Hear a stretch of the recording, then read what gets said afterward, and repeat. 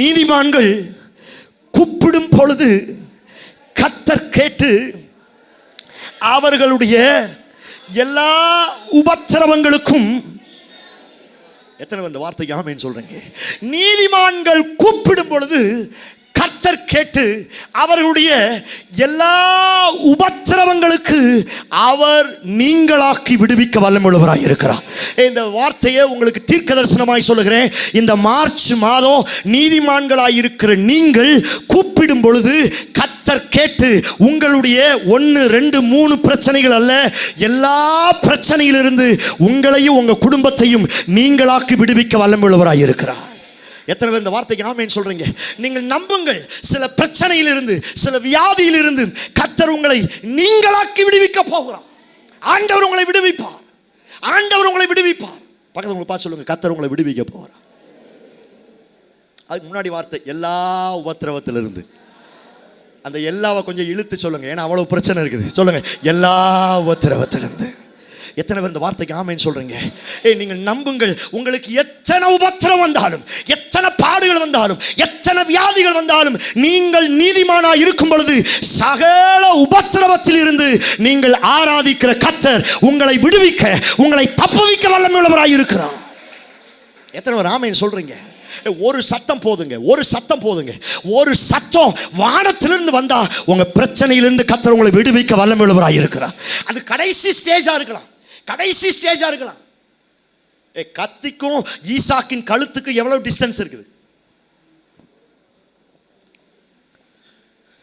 எவ்வளவு டிஸ்டன்ஸ் இருந்திருக்கும்? ஈசாக்கு படுத்துட்டான், சொத்தணும். அவனை கையை காலை கட்டியாச்சு.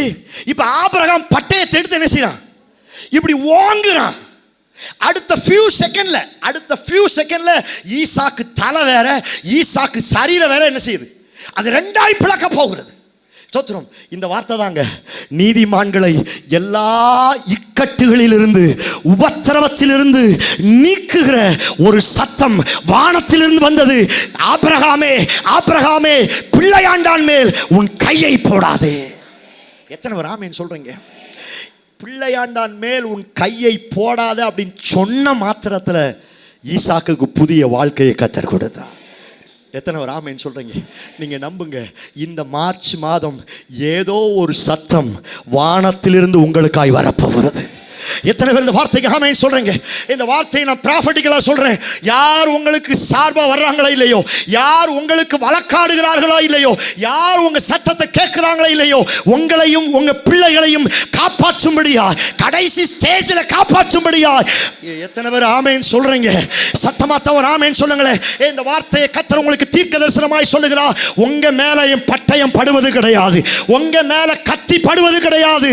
கத்தி படுவதற்கு முன்னே வானத்திலிருந்து ஒரு சத்தம் உண்டாக போகிறது.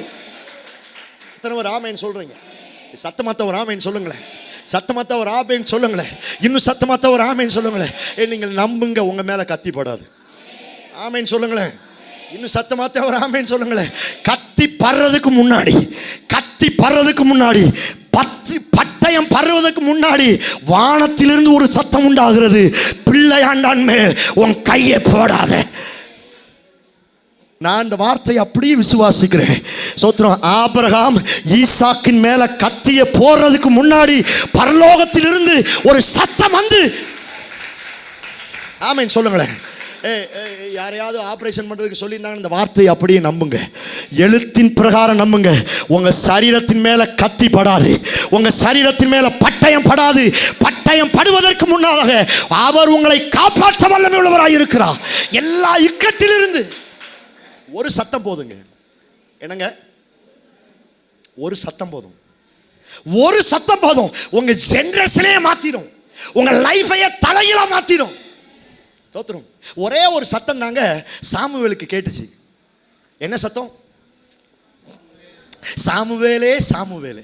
ஒரு சத்தம் தான், வேற அங்க என்னம் இல்ல. ஒரே ஒரு சத்தம், சாமுவேலே, சாமுவேலே. இந்த ஒரு சத்தம் அவனை தீர்க்கதரிசியாய் மாற்றினது. இந்த ஒரு சத்தம் அவனை ராஜாக்களை அபிஷேகம் பண்ணுகிற. கையை தட்டி கர்த்தருக்கு மகிமையை செலுத்துங்களேன். எவ்வளவு ஒரு பிரிவிலேஜ் பாருங்க. முதல் ராஜா யாரு? சவுல். சவுல் அபிஷேகம் பண்ணது யாரு? சாமுவேல். இரண்டாவது ராஜா யாரு? தாவீது அபிஷேகம் பண்ணது யாரு? சாமுவேல். எத்தனை பேர் ஆமென் சொல்றீங்க? இவர் யாருங்க? பாஸ்டர் இல்ல, ஆசாரியனாய் அபிஷேகம் பண்ணப்பட்டவன் அல்ல. நம்ம பாஷையில சொன்னா கோயில் குட்டி, கோயில் பிள்ளை. இந்த சிஎஸ்ஐ சர்ச்சில், லுத்தரன் சர்ச்சில்னா கோயில் குட்டி, கோயில் பிள்ளை அப்படின்னு வச்சுவாங்க. அவங்க வேலை என்னது? மணி அடிக்கணும், சேர் போடணும், வீட்டை என்ன செய்யணும், சர்ச்சை என்ன செய்யணும். இதுக்காகத்தான் யார் உள்ள வந்தது? சொல்ல மாட்டேங்கிறீங்களே. சாமுவேல் இதுக்காகத்தான் வந்தான். சாமுவேல் பெற்றெடுக்கும் பொழுதே அவளை பணிவிடை செய்யும்படியாக, ஊழியம் செய்வதற்காக அல்ல. நல்லா கவனிங்க, நல்லா கவனிங்க. ஊழியம் செய்யறதுக்கு ஆல்ரெடி அங்க ஆள் இருக்குது. யார் இருக்கிறது? ஏலி இருக்குது. ஏலியோட வம்சம், ஏலியுடைய ஊழியம் செய்யறதுக்கு அவங்க இருக்கிறாங்க.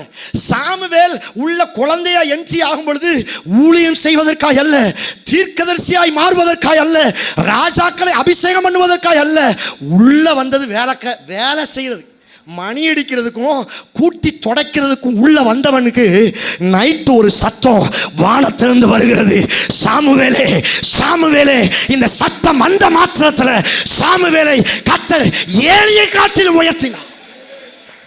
எத்தனை பேர் ஆமென் சொல்றீங்க? ஒரு சத்தம் போதுங்க. ஆமென் சொல்ல மாட்டேங்கிறேன். ஒரு சத்தம் போதும். எல்லா உபத்திரவங்களுக்கு கர்த்தர் உங்களையோ உங்க பிள்ளைகளையோ நீங்களாக்கி விடுவிக்க வல்லமையுள்ளவராய் இருக்கிறார். ஒரு சத்தம் போதும், ஒரு சத்தம் போதும். இந்த சாமுவேலுடைய ஜெனரேஷனே என்ன செஞ்சிச்சு? இவனுக்கும் ஆசாரியனுக்கு சம்பந்தமே இல்லை. இவனுக்கும் ஊழியர் செய்ய சம்மந்தம். இவங்க எப்ராயிம் கோத்திரத்தார், இவங்க வேற கோத்திரம். சோத்திரம். ஆனா இந்த ஒரு சத்தம் தோத்திரம் இவனை தீர்க்கதரிசியா மாத்துச்சு, இவனை நியாயாதிபதியா மாத்துச்சு. ராஜாக்களுக்கு தீர்க்க தரிசனம் சொல்லவும், ராஜாக்களை ஆவியினால் அபிஷேகம் பண்ணுகவும். சாதாரண வேலைக்காரனா சேர்ந்தவன இந்த சத்தம் அன்னைக்கு நைட்டு ஒரு இந்த வார்த்தையை கர்த்தர் ஒரு தீர்க்க தரிசனமாய் சொல்லுகிறார். இந்த மார்ச் மாதம் ஒரு சத்தம் உங்களை சந்திக்க போகிறது, உங்க பிள்ளைகளை சந்திக்க போகிறது, உங்க குடும்பத்தை சந்திக்க போகிறது. இந்த சத்தம் நம்புறீங்களா? நம்புறீங்களா? ப்ராஃபட்டிக்கலா சொல்லுங்க. தேவ சத்தம் உங்களை சந்திக்க போகிறது. கொலை செய்யறதுக்கு ராஜாட்ட போய் உத்தரவு வாங்கிட்டு வர்றான். யாரு? சவுல். கிறிஸ்தவர்கள் பெருகிறார்கள், கிறிஸ்தவர்கள் இயேசுவை பிரதிபலிக்கிறார்கள், அவர்கள் மதம் மாற்றுகிறார்கள் என்று கிறிஸ்தவர்களை கொலை செய்வதற்கு ராஜாட்ட போய் உத்தரவு வாங்கிட்டு அவன் குதிரையில வர்றான். குதிரையில வரும் பொழுது ஒரே ஒரு சத்தம். என்ன சத்தம்? சவுலே, சவுலே, ஏன் துன்பப்படுத்துகிறா? முள்ளில் உதைப்பது உடனுக்கு கடினமா இல்லையா? இந்த ஒரு சத்தம் தாங்க. இந்த ஒரு சத்தம் அவனை முழங்கால் போட வச்சு அவனை ஊழியக்காரனா, அவன் கையை தட்டி கர்த்தருக்கு மகிமையை செலுத்துங்க. ஒரே ஒரு சத்தம், ஒரே ஒரு சத்தம். இந்த வார்த்தை யாருக்கும் கர்த்தர் தீர்க்க தரிசனமாய் சொல்லுகிறான். இந்த மார்ச் மாதம் ஒரு சத்தம் உங்க பிள்ளைங்க கேட்டா போதும், ஒரு சத்தம் உங்க கணவன் கேட்டா போதும், ஒரு சத்தம் உங்க மனைவி கேட்டா போதும். உங்க ஸ்டாண்டர்டை, உங்க வம்சத்தை வேறொரு எல்லைக்கு, வேறொரு கையை தட்டி ஆமென் சொல்லி பெற்றுக்கொள்ளுங்க. கர்த்தர் பலப்படுத்துவாராக. எத்தனை பேர் நம்புறீங்க? எத்தனை பேர் நம்புறீங்க? ஒரு சத்தம் வந்தா போதும் எல்லா உபத்திரவங்களுக்கும். நம்புறீங்களா? நம்புறீங்களா? நைட்டு திடீர்னு நைட்டு 12 மணிக்கு பாட்டு சத்தம் கேட்குது. தோத்துரும். சீரைச்சாலை கதவுகளும் என் துதியினால் உடைந்திடுமே. பாடி பாடி துதிக்கும் பொழுது பவுலும் சீலாவும் அங்க இருக்கிற எல்லா சிறைச்சாலை எல்லா கதவுகளும் என்ன செஞ்சான்? திறக்கப்பட்டது. எல்லா கைதிகளுடைய கதவுகளும் திறக்கப்பட்டது. எல்லாரும் ஓரிடத்தில் வந்து கர்த்தரை மகிமைப்படுத்தினார். எத்தனை பேர் ஆமென் சொல்றீங்க? இந்த வாட்ச்மேன் ஒருவேளை அவர் டீ குடிக்க போயிருப்பாருன்னு நினைக்கிறேன், அல்லது வெளியில எங்கேயும் போயிருப்பாருன்னு நினைக்கிறேன். திடீர்னு வெளியில இருந்து வாட்ச்மேன் உள்ள வந்து பார்த்தா ஒரு பெரிய அழுகை, சர்ப்ரைஸ். என்ன சர்ப்ரைஸ்னா எல்லா கதவும் திறந்திருக்குது, கைதிய சொல்ல மாட்டேங்கிறீங்களே. கைதியை காணோம். முக்கியமான கைதி பவுலும் சீலாவையும் காணோம். அவங்க கூட அரசான எல்லா ஜெயில் கதவும் திறந்திருக்குது, ஆனா கைதி ஒருங்க எங்கேயும் என்ன இல்லை. உடனே இந்த வாட்ச்மேன் நினைச்சான், இன்னைக்கு ராஜா நம்மளை என்ன செய்ய போறாரு? கொல்ல போறாரு. அவர் கொல்றதுக்கு முன்னாடியே நம்ம என்ன செஞ்சிடணும், நம்ம செத்துடணும் அப்படின்னு ஈட்டி எடுத்து, அந்த ஈட்டி எடுத்து தன்னைத்தானே குத்தி கொள்வதற்கு, தற்கொலை பண்றதுக்கு இந்த ஈட்டி எடுத்து இப்படி குத்தும் பொழுது தூரத்திலிருந்து பவுல் ஒரு சத்தம் போடுகிறார். ஏ காவலாளி, உனக்கு ஒரு கேடும் செய்யாத, நாங்க எல்லாரும் எங்கதான் இருக்கிறோம், நாங்க எல்லாரும் இங்கதான் இருக்கிறோம். ஒரு செகண்ட் போதுங்க, ஒரு செகண்ட் அந்த சத்தம் வராம இருந்துச்சுன்னா இவன் ஈட்டி எடுத்து செத்துருப்பா. ஆனா அந்த சத்தம் வந்ததுனால அன்றைக்கு அங்க ஞானஸ்தான ஆராதனை நடந்துச்சு. எத்தனை பேர் ஆமென் சொல்றீங்க?